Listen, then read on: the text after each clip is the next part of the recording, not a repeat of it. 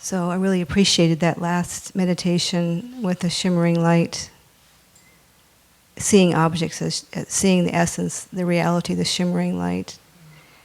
And I seems like when I'm really challenged in relationship, if I find that place, do it as an exercise to see that, it's like I can find that, and but I don't do it like willingly unless I'm sort of forced, and so I just wondered, like, if I don't see that just in normal consciousness, and I don't feel like I would need to, but I see you as a body right now, as a form, as a shape, just for practical reasons. But if you were to suddenly start attacking me verbally, it's like I would drop into that, seeing that shimmering, that quality. Yes, even if someone starts attacking you verbally or behaving in an aggressive, hostile way,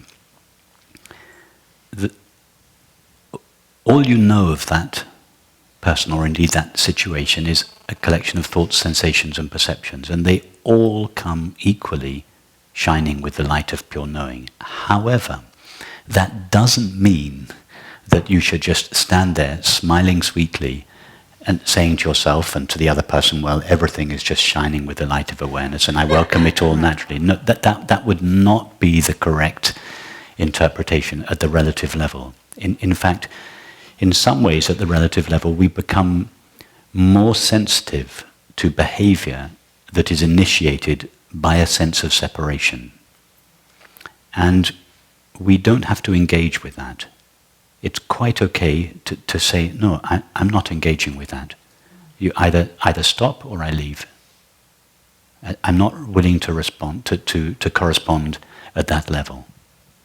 Now, you can say that if you're in relationship with someone who shares something of this understanding, and you can use those words. It's not always possible to be so direct, because they may not realize what they're doing, in which case you have to tailor your understanding and try to explain to them that their responses are not really fair in the situation. They're bringing something of their past to bear on the situation and projecting it onto you. You have to do your best to explain to the other why their behavior is inappropriate. And you do your very best. You try once, you try twice, you try 3 times, and if it doesn't work, you say, I'm off.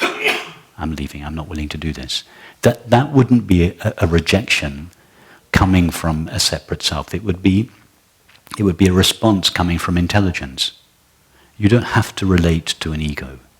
You don't have to allow yourself to be projected on by the demands and fears and of an ego. Handle it if you can. Use your skill, your love, your intelligence to try and keep them on board and to turn them round, to hold a mirror up to what they're doing. But if it doesn't work, at some stage you have to say, I'm not carrying on with this situation or this conversation. That would be the intelligent response. Sometimes just walking away, sometimes saying, no, that's enough.